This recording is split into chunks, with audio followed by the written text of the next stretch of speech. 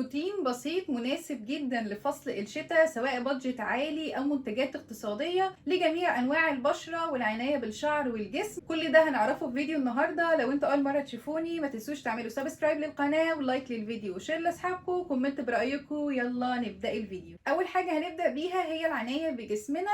فبالنسبة للشاور هنقول تبس كده صغيرة بس مهمة جدا هتفرق معانا.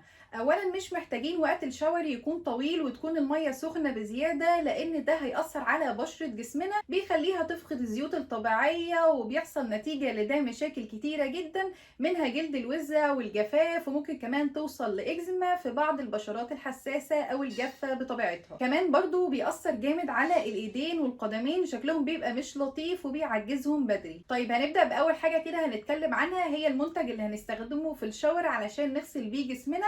الافضل اني استخدم نوع يكون البادي ووش يبقى كريمي، والنوع اللي انا بفضله بصراحه هو من باث اند بودي. هو عباره عن مويسترايزنج بادي ووش، بيبقى كريمي كده وبيبقى فيه الشيا باتر والكاكاو باتر، فهو من الانواع الحلوه قوي قوي واللي مش بتسبب جفاف لبشره جسمنا. وفي برضو دوف من الانواع الحلوه جدا. وكمان لو عايزين نوع اقتصادي جدا، في الشاور جيل ده من مود، بيبقى فيه الشيا باتر والكوكونات اللي هو زيت جوز الهند، وكمان في الالوفيرا، فهو من الانواع الحلوه قوي اللي مش بتسبب جفاف للبشره. طيب اي تقشير او سكراب في الشتاء المفروض ان انا برجح يعني اننا نقلل عدد المرات او الفتره اللي بنستخدم فيها تقشير، ده بيبقى افضل علشان نحافظ على حاجز بشرتنا. طيب بعد الشاور هنرطب بمرطب قوي للجسم مش خفيف، زي مثلا الميلانو البادي لوشن، ده من الحاجات الحلوه جدا. كمان انشانتر بادي لوشن، وفي برضو من سوب اند جلوري اللي هو الباتر بتاعه الجسم، دي من الانواع الحلوه جدا واللي ترطيبها بجد رهيب. وكمان عندنا فازلين بانواع المختلفه كلها حلوه، بس اكتر نوع بحبه بصراحه هو اللون اللي بيبقى بالكاكاو باتر اللي هو لونه بني. وكمان عندنا جليسوليد اللي هو البادي لوشن من الانواع الحلوه برضو. طيب لو عايزين حاجه اقل في السعر، عندنا زيت جونسون، وده ابسط حاجه خالص، بنستخدمه بكميات قليله، او زيت جوز هند الخام بيرطب حلو قوي. طيب لو عايزين بقى يبقى ريحتنا تبقى حلوه، فاحنا بعد المرطب هنحط بادي سبراي او بادي ميست، بيثبت الريحه بتاعته جدا. لو انا مستخدمه قبله البادي لوشن او البادي باتر هنلاقيه بنثبته جدا. وعندنا طبعا الانواع المختلفه سواء من باث اند بودي او الحاجات التانية البراندات المختلفه. هنيجي لجزء ترطيب الايدين والقدمين.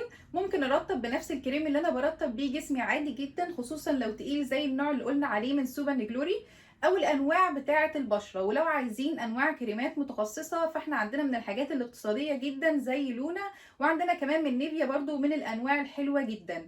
وكمان عندنا برضو الكريم ده مثلا من نتروجينا، ده من الانواع الحلوه قوي برضو واقتصاديه نوعا ما.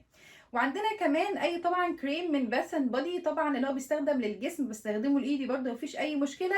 وعندي من بايوديرما وافن ولاروش بوزيه عندهم هاند كريم مخصوص. طيب بالنسبه لتشققات كعب القدم عندنا فازلين وعندنا اليوريكير وعندنا الكربامين، وطبعا بستخدمهم لما ما يكونش فيه جروح في المكان. نيجي بقى للشعر، انا بصراحه مش برجح غسيل الشعر الكتير اصلا عموما، وكمان بالذات في فصل الشتاء مش بينفع كمان نغسل بميه سخنه، لان ده بيسحب الزيوت الطبيعيه وبيسبب مشاكل كتيره قوي، منها جفاف وهيشان وتقصف وغيره من المشاكل. بالنسبه للشامبو فانا هستخدم شامبو خالي من السلفيت، وممكن كل اسبوعين مثلا استخدم مره واحده شامبو فيه سلفيت، لان ده بيبقى مهم جدا. وزي ما قلنا كتير السلفيت مش مضر في المطلق كده، لا له فوائد برضو، بس لازم ابقى عارفه استخدمه صح. الانواع الطبيه طبعا كتيره جدا، سواء ستارفل او انفينيتي او كمان لوريال اللي بالهيرونيك اسيد اللي هو اللاين اللي طالع جديد، هو من الانواع الحلوه قوي. من الانواع الطبيه اللي انا بستخدمها شخصيا الفتره دي هي مجموعه سيرو بايب، سواء الشامبو بتاعها او الكونديشنر وكمان الهير ماسك. بصراحه المجموعه تحفه جدا جدا جدا، مناسبه لكل انواع الشعر، مناسبه للشعر المعالج ببروتين وكيراتين، مناسبه للشعر المصبوغ، وكنت اتكلمت عنها بالتفصيل لعلاج مشاكل الشعر المختلفه، تساقط، هيشان، جفاف، كل الحاجات دي في فيديو هسيب لكم اللينك بتاعه في الديسكربشن بوكس او هيظهر لكم على الشاشه هنا. بالنسبه للانواع اللي فيها سلفيت انا بصراحه بحب بانتين ودوف، وبعض الاوقات كده ممكن استخدم هيدن شولدر. طيب بالنسبه لحمام الكريم فانا المفروض استخدمه مره واحده في الاسبوع، سواء هعمل حمام كريم او هعمل حمام زيت هي بتبقى مره واحده، وطبعا بختار ما بينهم على حسب يعني طبيعه شعري بتتقبل ايه اكتر. احلى حمام كريم جربته برده اللي انا قلت لكم عليه اللي هو بتاع سيرو بايب، وفي من بايو بوينت برضو من الانواع الحلوه جدا، خصوصا اللي بالنخاع. وكنت بستخدم زمان بونويل اللي بالقمح، بس بصراحه ما عدتش بحبه، يعني مش حساه زي بتاع زمان. كمان فاتيكا برضو من الانواع الكويسه برضو. في العموم النوع الطبي اللي بستخدمه للشامبو او الكونديشنر انا بفضل برضو ان نجيب منه حمام الكريم، بحس انهم بيكملوا بعض والنتيجه بتبقى افضل. بالنسبه لحمام الزيت، لو انا شعري بيتقبل حمام الزيت اكتر من حمام الكريم، فانا افضل الزيوت اللي ممكن اعمل بيها حمام زيت